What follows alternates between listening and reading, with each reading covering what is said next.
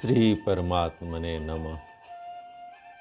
श्री राम जय जय राम। वाल्मीकि रामायण बालकांड 48वां सर्ग।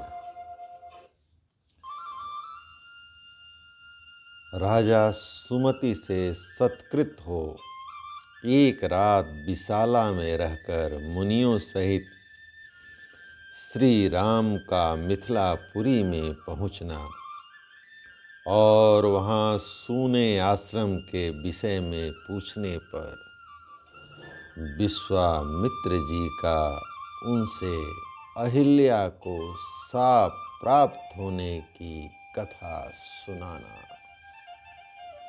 श्री राम।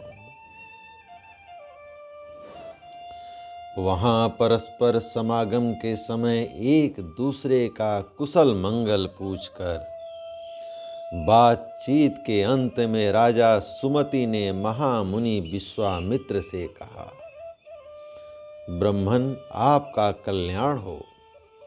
ये दोनों कुमार देवताओं के तुल्य पराक्रमी जान पड़ते हैं।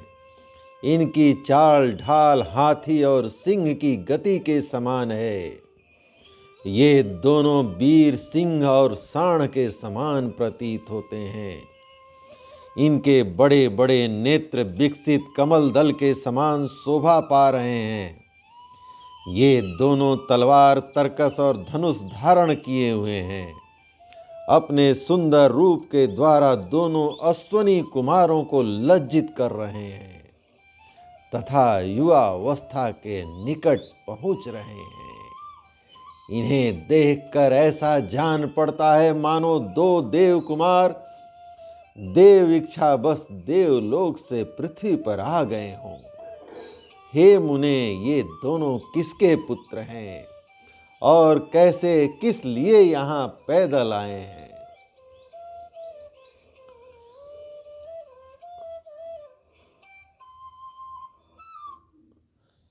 जैसे चंद्रमा और सूर्य आकाश की शोभा बढ़ाते हैं, उसी प्रकार ये दोनों कुमार इस देश को सुशोभित कर रहे हैं। शरीर की ऊंचाई, मनोभाव सूचक संकेत तथा चेष्टा, ये दोनों एक दूसरे के समान ही दिख पड़ते हैं। श्रेष्ठ आयुध धारण करने वाले ये दोनों नर श्रेष्ठ,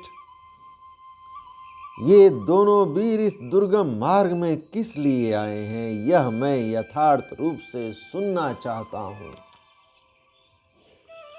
सुमति का यह वचन सुनकर विश्वामित्र जी ने उन्हें सब वृतांत यथार्थ रूप से कह सुनाया। सिद्धाश्रम में निवास और राक्षसों के वध का प्रसंग भी यथावत रूप से निवेदित किया। विश्वामित्र जी की बात सुनकर राजा सुमति को बड़ा विस्मय हुआ। उन्होंने परम आदरणीय अतिथि के रूप में आए हुए उन दोनों महाबली दशरथ पुत्रों का विधि पूर्वक आतिथ्य सत्कार किया।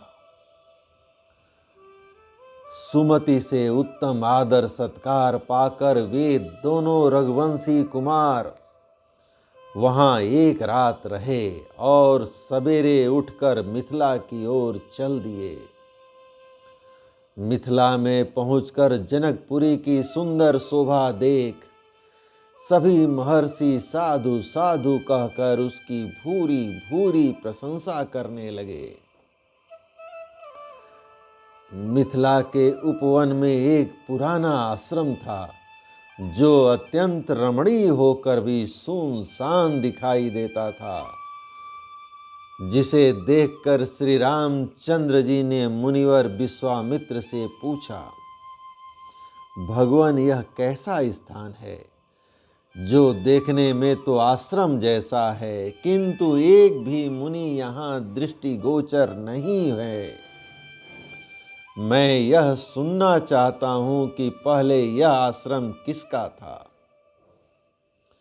श्री रामचंद्र का यह प्रश्न सुनकर प्रवचन कुशल महातेजस्वी महामुनि विश्वामित्र ने इस प्रकार उत्तर दिया।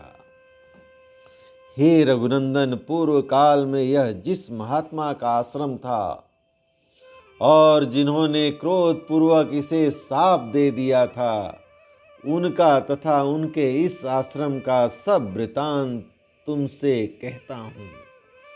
तुम यथार्थ रूप से सुनो। हे नरश्रेष्ठ, पूर्व काल में यह स्थान महात्मा गौतम का आश्रम था। उस समय यह आश्रम बड़ा ही दिव्य था। देवता भी इसकी पूजा एवं प्रशंसा किया करते थे।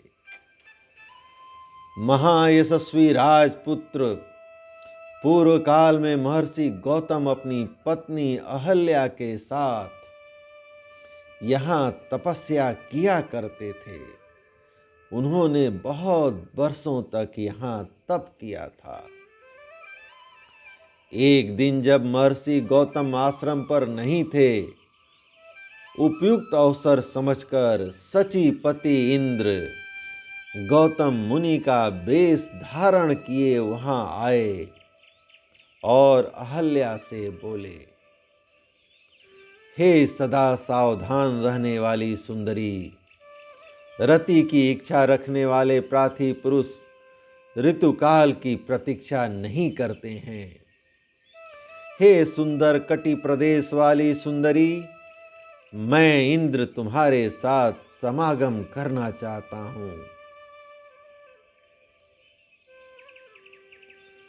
हे रघुनंदन, महर्षि गौतम का वेश धारण करके आए हुए इंद्र को पहचान कर भी उस दुर्बुद्धि नारी ने, अहो देवराज इंद्र मुझे चाहते हैं, इस कौतूहल बस उनके साथ समागम का निश्चय करके प्रस्ताव स्वीकार कर लिया। रति के पश्चात उसने देवराज इंद्र से संतुष्ट चित्त होकर कहा, हे सुरश्रेष्ठ, मैं आपके समागम से कृतार्थ हो गई। हे प्रभो, अब आप शीघ्र यहाँ से चले जाइए। हे देवेश्वर, महर्षि गौतम के कोप से आप अपनी और मेरी सब प्रकार से रक्षा कीजिए। तब इंद्र ने अहल्या से हंसते हुए कहा, सुंदरी, मैं भी संतुष्ट हो गया। अब जैसे आया था उसी तरह चला जाऊंगा। श्री राम इस प्रकार अहल्या से समागम करके इंद्र जब उस कुटी से बाहर निकले, तब गौतम के आ जाने की आशंका से बड़ी उतावली के साथ वेग पूर्वक भागने का प्रयत्न करने लगे। किंतु इतने में ही उन्होंने देखा, देवताओं और दानवों के लिए भी दुर्धर्ष तपोबल संपन्न महामुनि गौतम हाथ में समिधा लिए आश्रम में प्रवेश कर रहे हैं।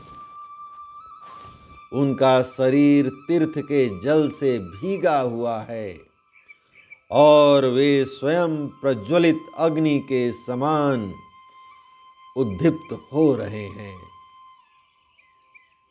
उन पर दृष्टि पड़ते ही देवराज इंद्र भय से थर्रा उठे। उनके मुख पर विषाद छा गया। दुराचारी इंद्र को मुनि का वेश धारण किए हुए देख सदाचार संपन्न मुनिवर गौतम ने रोष में भरकर कहा, दुर्मते, तूने मेरा रूप धारण करके यह न करने योग्य पाप किया है, इसलिए तू विफल अर्थात अंडकोश रहित हो जाएगा। रोष में भरे हुए महात्मा गौतम के ऐसा कहते ही सहस्त्राक्ष इंद्र के दोनों अंडकोश उसी क्षण पृथ्वी पर गिर पड़े। इंद्र को इस प्रकार शाप देकर गौतम ने अपनी पत्नी को भी शाप दिया, दुराचारणी, तू भी यहाँ कई हजार वर्षों तक केवल हवा पीकर या उपवास करके कष्ट उठाती हुई राख में पड़ी रहेगी। समस्त प्राणियों से अदृश्य रहकर इस आश्रम में निवास करेगी। जब दुर्धर्ष दशरथ कुमार राम इस घोर वन में पदार्पण करेंगे, उस समय तो पवित्र होगी। उनका आतिथ्य सत्कार करने से तेरे लोभ मोह आदि दोष दूर हो जाएंगे और तू प्रसन्नता पूर्वक मेरे पास पहुंचकर अपना पूर्व शरीर धारण कर लेगी। अपनी दुराचारणी पत्नी से ऐसा कहकर महातेजस्वी महातपस्वी गौतम इस आश्रम को छोड़कर चले गए और सिद्धों तथा चारणों से सेवित हिमालय के रमणीय शिखर पर रहकर तपस्या करने लगे।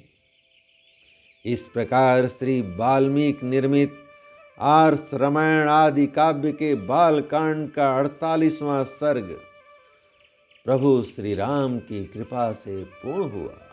जय राम, श्री राम, जय जय राम।